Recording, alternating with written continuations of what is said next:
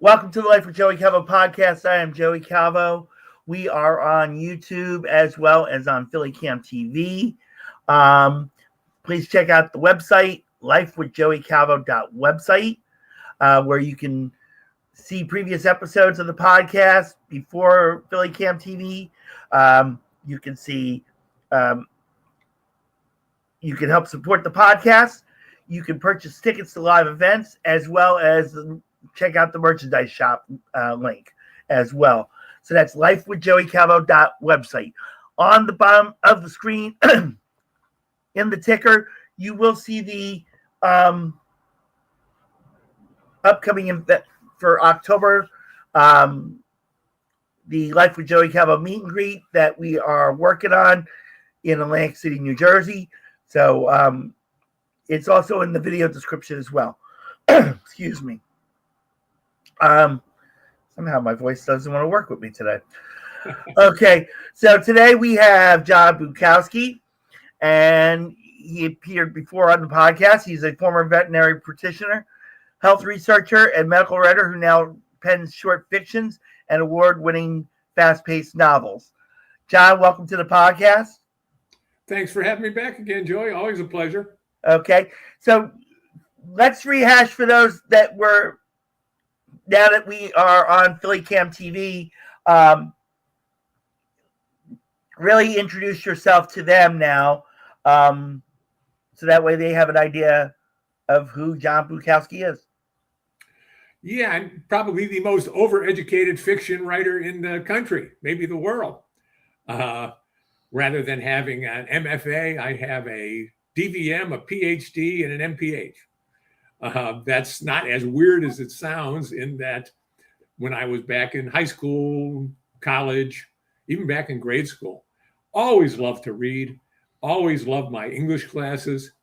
But when I decided to focus on science, especially veterinary medicine, which is very difficult to get into, I had to kind of put those on the back burner. So I've spent most of my career as first a veterinary practitioner, then I got my PhD and master's, and went into research, public health research, and then medical writing.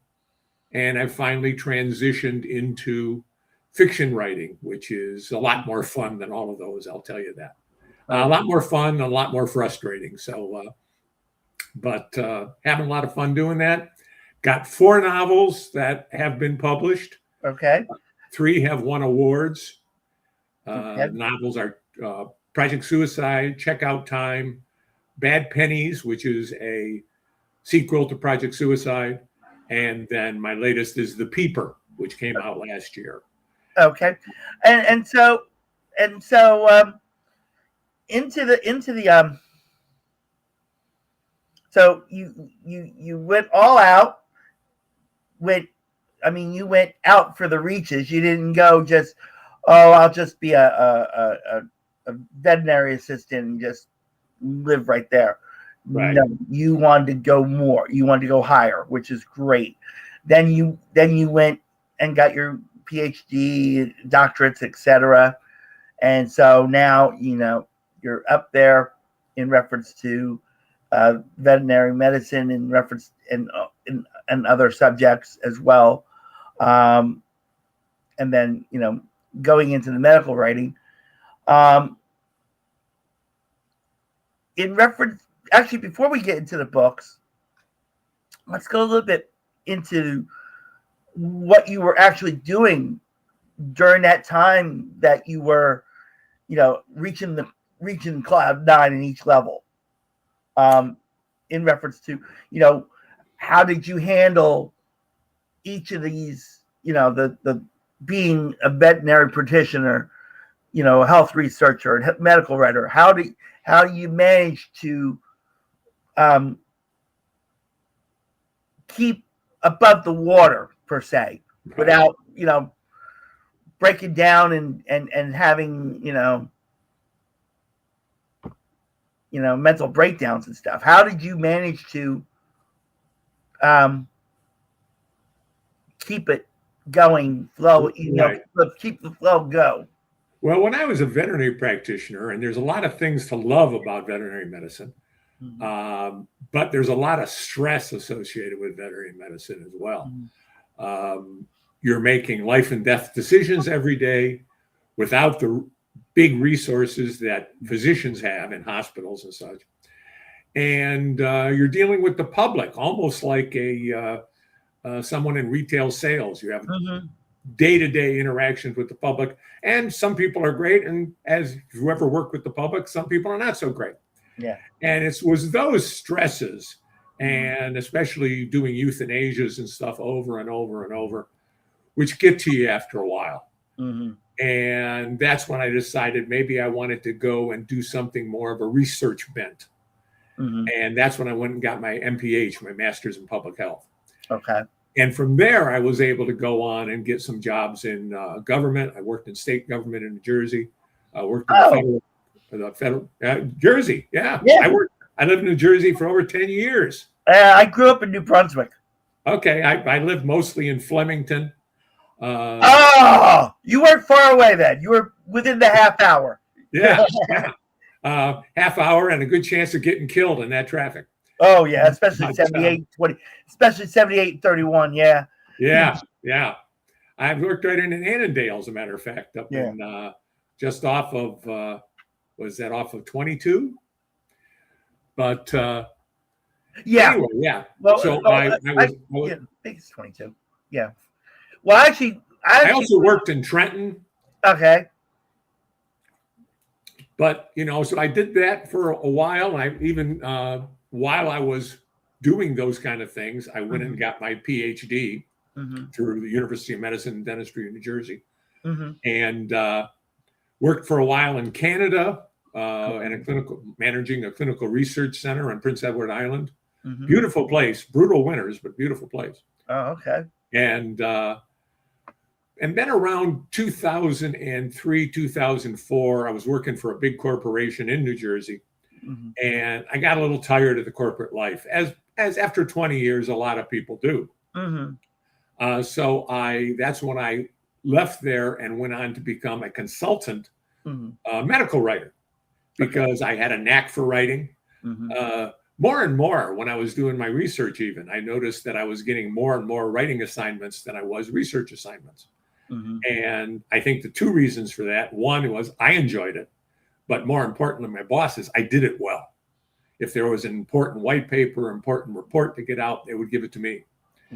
So I started doing medical writing on my own. I was fairly successful up until the Great Recession, 2008, 2009. And at that time, companies, when big recessions like that, companies tuck in. They don't hire consultants. They don't like to let a lot of their people go, but the consultants on the outside, extra money, they stopped getting. So I had 6 to 8, 10 months where I didn't have much business. My wife was still working, fortunately. And she even said to me, well, you've always said you wanted to write a novel. Why don't you use this time and write a novel? So I did. Okay. And the novel's still on my computer, as many first novels are. Stephen King calls them trunk novels. You write them and put them away in the trunk. So I did that, but it got the bug going. I loved fiction writing. And so I started doing more and more of it in my spare time, writing short stories. I got my first short story published, I think, in 2018, and writing more novels. And finally, in 2015 or 16, I was finally able to have the financial resources where I could do it full time. And that's when I started doing my novel writing and short fiction writing full time, and been doing it ever since. Okay. All right. So you wrote 4 novels so far that I see here. Well, I've got 4 novels published. Yeah. Everybody always has more than that number that they've written. Okay. So explain a little bit about each novel that you wrote. So we'll start with Project Suicide. Project Suicide, my first one, got published in 2022, and it's the story of how a cure for Alzheimer's disease is perverted into an assassination drug. Now high-profile politicians are killing themselves, and only a drunken genius can save the country. Not a shabby premise, I think. Almost sound like reality these days in reference to that. The second one was Checkout Time. Yeah. And that was published in 2023. And it's about a arsonist bomber known mysteriously as Conrad Hilton, his pseudonym. And he is trying to extort money from hotel chains. Pay me or I'll bomb you. And oh, wow. My protagonist there pursues him. He's a government researcher along with a beautiful FBI agent. And they pursue Conrad until he turns the tables and the hunters become the hunted. Okay.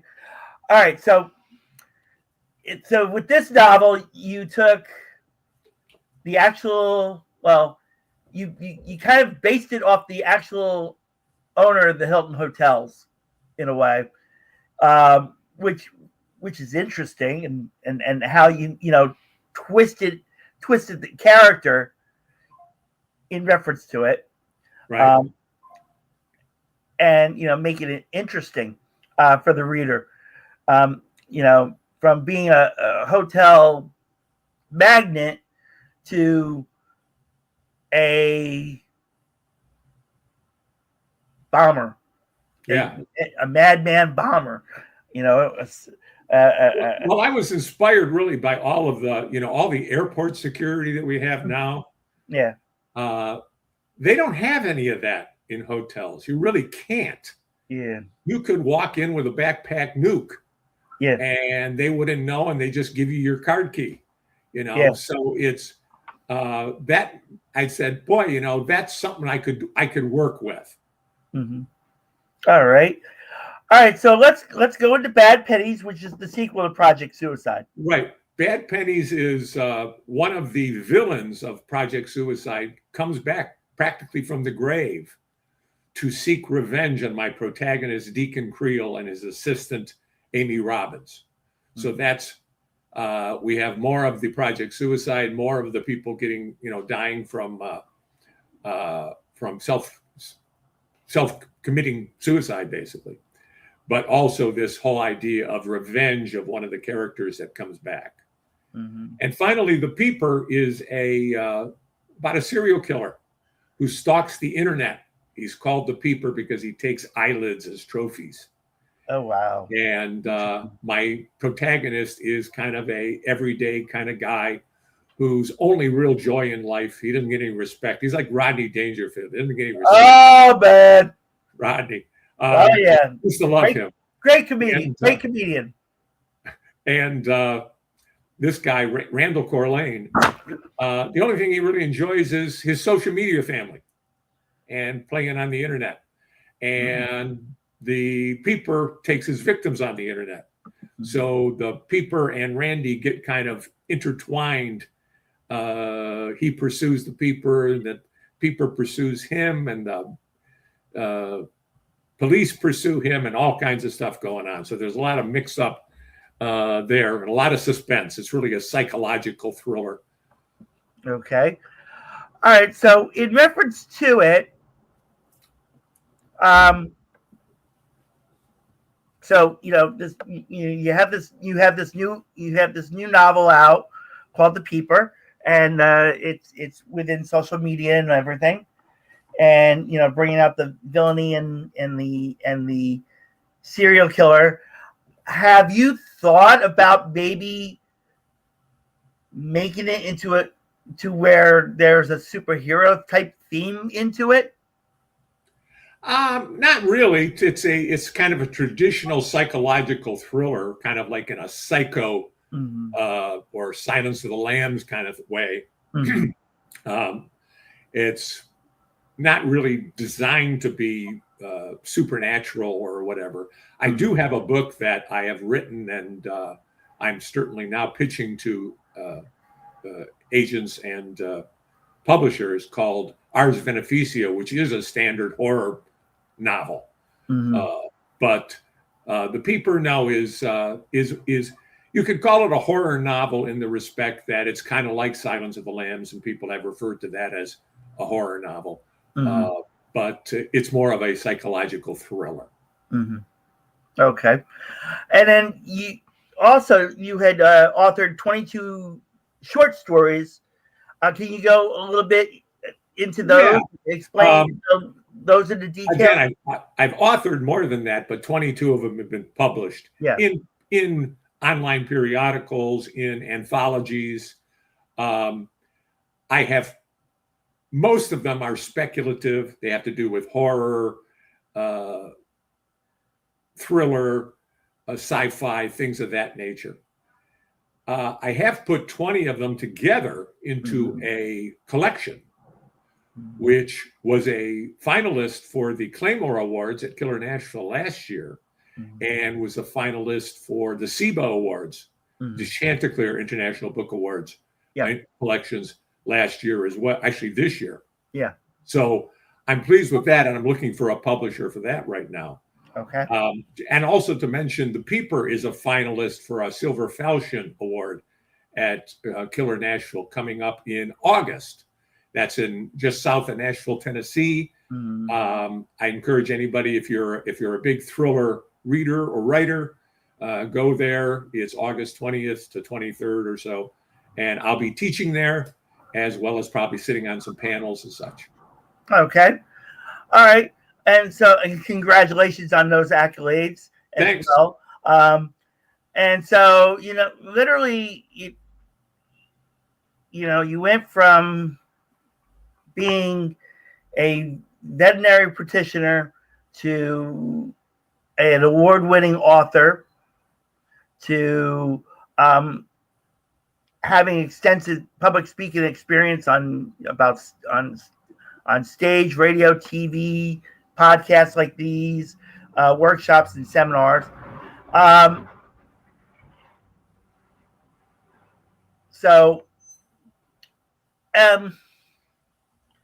In reference to where we're at right now, in reference to, you have your award ceremony, you have these awards coming up in August, and you've written all these novels and short stories. And I mean, I attempted to try to see if you were going to expand off of it into different other genres. Well, so far I've written mostly on the thriller type of genre. Project Suicide is technical thriller. Checkout Time's a crime thriller. Psychological thriller, The Peeper. But I have expanded into other genres. As a writer, you're always writing something. It takes many months to a couple of years to get something from a first draft into a published thing. So you're always got stuff in the pipeline. Right now I'm pitching a book club fiction kind of book called And a Child Shall Lead Him, about an aging veterinarian who's never had children, and he wants to have that experience. So he goes the surrogacy route, and a lot of things happen off of that. Okay. There's also Ars Beneficia, my horror book, which I mentioned. Some other currently thriller novels that I'm working on, and short stories that I'm working on and pitching. So as a fiction writer, you're always writing something. It's because of the fact that there is so much time lag between when you finish something and when you can get it published, that if you didn't, you would be, you'd come out with a book every 6 years or something like that. Right. And so that's what people tend to forget. I know a lot of writers who will say, I've been working on this book for 6 years and I'm pitching it to agents, and I've been repolishing it every few months and things like that. And I always say, you think about writing something else? It's because if somebody wants this and takes it, they're going to want another book in a year. Yeah. And it's hard to come up with a finished product in a Right. year's time. Yeah. It takes me 6 to 8 months just to do a first draft. Wow. So if I'm really cooking it, it can do it in like 5 to 6 months. But that's a first draft. It's got to be through several more drafts with me, and then developmental editing at the publisher and all that stuff. So it takes time. Mm-hmm. So any writers out there, I would encourage you to, while you're pitching a book, don't sit on your laurels. Write other things. Write short stories. Write more novels. Things like that. Should always have something in the pipeline. I was just about to ask if you had any suggestions for anybody who would be interested in being a writer and wanting to write novels and short stories and so on. Well, the best advice I ever got, and is to, if you want to be a writer, fiction writer especially, read a lot and write a lot. Sounds simple, but I don't know of any decent author who has not been an avid reader. Mm-hmm. It's like trying to build a house with never having seen one built. Mm-hmm. You know, that's when you become a carpenter's apprentice, you watch a carpenter work. When you become a writer, you first have to watch people work, and that's you read their books and you see how it's done. Mm-hmm. And then you have to write a lot. There's no substitute for not writing, even though your work's not going to be that good in the beginning. Mm-hmm. But that's okay. That's everybody goes through that. You're going to get a lot of rejection, but that's not abnormal. That's normal. All writers, Stephen King on down, has gotten lots of rejection throughout their career. Mm-hmm. So that shouldn't be an impediment either. It's discouraging, sure, but something that comes with the territory. And just keep going. You know, you got to treat it. I tell people you got to treat it like a business. You got to do it every day. You know, set yourself a goal of 500 or 1,000 words a day and write that 5-6 days a week. But you also have to treat it as a hobby. If you don't like doing it, you're not going to be able to do it. Not every day. You have to like doing it. You have to enjoy the creative process. Mm-hmm. And other things that I tell people is, if you want to learn dialogue, read scripts, watch movies and read scripts. Nothing but stage direction and dialogue. Read great authors. My dialogue king is Elmore Leonard. I think he writes some of the greatest dialogue, or he wrote some of the greatest dialogue. He passed away a few years ago. But so read books, watch movies, and write. Yeah. All right. So, where do we see John in 5 years? Hopefully I'm still here. We can never say for certain, but knock on wood, God willing. Yeah. I'm going to keep writing. Hopefully I've got probably 3 or 4 other novels right now, which I feel are in final form to go to a publisher, and I'm pitching those. Okay. So hopefully I'll have another, in 5 years, I'll have another 4 or 5 books out. I'm going to keep writing short stories. Hopefully my short story collection will be picked up. Okay. And that's something that's quite exciting. I enjoy short stories. Short stories, the nice thing about them is that they're short. You don't have to invest the time that you invest in a novel. Yeah. You can take smaller ideas, ones that wouldn't flesh out into a whole book, at least not easily. Right. And, you can get them down there in 2,000, 3,000, 4,000 words. Right. So I'll still be doing that. And hopefully maybe somebody in Hollywood will see one of my books and that's the ticket. Yeah. I get a lot of people who say to me, boy, your stuff reads like it would make a good movie. Have you ever thought turning it into a movie? And I would say, I would love it. You know anybody? Because, you can't really turn it into a movie by yourself. Yeah. I mean, there's some places I've looked into because I was going to do something in reference to a movie script. And I kind of discouraged myself from it because. Well, it's really hard to break into, and you see guys who have, the legendary people who have taken their first script and made it a movie. Sylvester Stallone and Rocky. Yeah.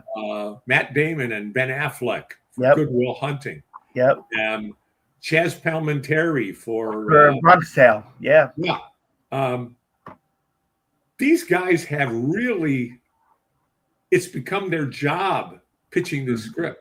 I mean, they move to Hollywood and they spend all their free time going to meetings and trying to meet people and stuff like that. It can be done, but it's tremendous amount of work, as most things like this are. Mm-hmm. And there's a lot of luck to it. And everybody, they'll always tell you that too. I was in the right place with the right person at the right time.